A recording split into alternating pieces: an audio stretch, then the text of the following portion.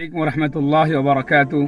मोहतरम नाजरीन, जैसा कि आप जानते हैं कि आज यौम जमहूरिया है। हमारे मुल्क अज़ीज़ में 2 दिन यौम जमहूरिया और यौम आज़ादी हमारे मुल्क के लिए बहुत अहमियत के हामिल हैं। ये 2 दिन हमारे मुल्क के त्यौहार और ईद के दिन कहलाते हैं। ज़ाहिर है कि यौम आज़ादी अंग्रेज़ों की तवील ग़ुलामी के बाद 1947 में हमारा मुल्क आज़ाद हुआ था, और मुल्क की आज़ादी के बाद हमारे मुल्क में अपना कोई कानून नहीं था, बल्कि अंग्रेज़ों का बनाया हुआ कानून जिसको रोमन लॉ कहा जाता है उसी पर अमल किया जाता था। लेकिन मुल्क की आज़ादी के बाद हमारे मुल्क के बड़ों ने इस बात का इरादा किया कि मुल्क का अपना कानून, अपना दस्तूर, अपना कॉन्स्टिट्यूशन होना चाहिए। लिहाजा डॉक्टर भीमराव अंबेडकर की निगरानी में एक कमेटी तश्कील दी गई। जिस तरह मुल्क के अजीज़ की आज़ादी में मुसलमानों ने अपना जान माल कुर्बान किया, इसी तरह मुल्क के दस्तूर को बनाने में, इसके आइन के बनाने में, इसके कॉन्स्टिट्यूशन के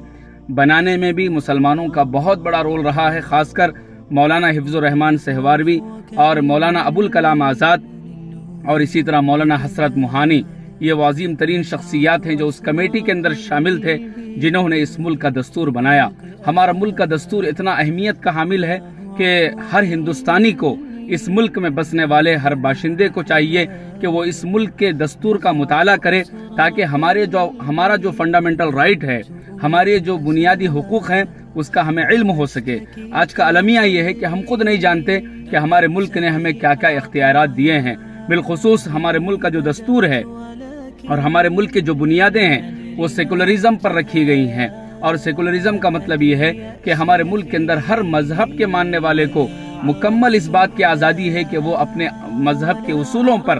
पूरी पाबंदी के साथ अमल पैरा हो, उसके लिए कोई रुकावट नहीं है। तो लिहाजा मुल्क खासकर कॉन्स्टिट्यूशन में और दस्तूर हिंद में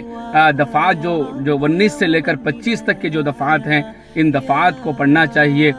ताकि हमें हमारे बुनियादी हुकूक का हमें इल्म हो, हमें पता चले कि किस तरह हमें मजहबी आज़ादी हासिल है, किस तरह हमें इजहार ख्याल की आज़ादी हमें हासिल है, और किस तरह हमें अपने मजहब के मुताल्लिक़ जो है मदारिस को चलाने और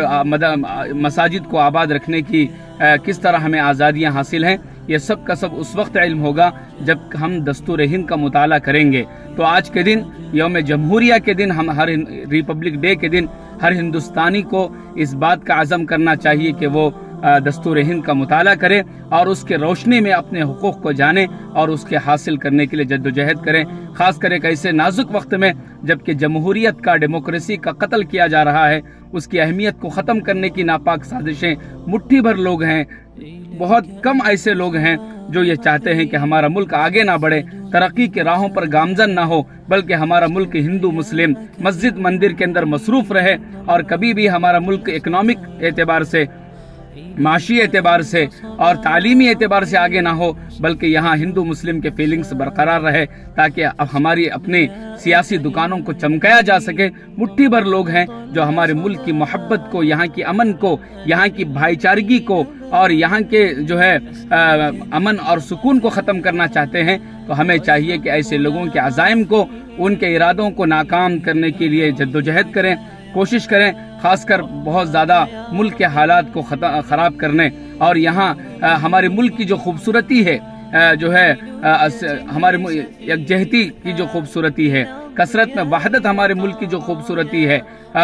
उसको ख़त्म करने की जो कोशिशें हैं, हमें चाहिए कि आज के दिन में पूरे मुल्क के वासियों के साथ मोहब्बत, भाईचारगी, अमन और सुकून के साथ रहने, मुल्क को आगे बढ़ने में ताउन करने की फिक्रें करने की कोशिश हम सबको करना चाहिए। इसी पैगाम के साथ मैं अपनी बात को ख़त्म करता हूँ। शुक्रिया, जज़ाकुमुल्लाहु खैरा।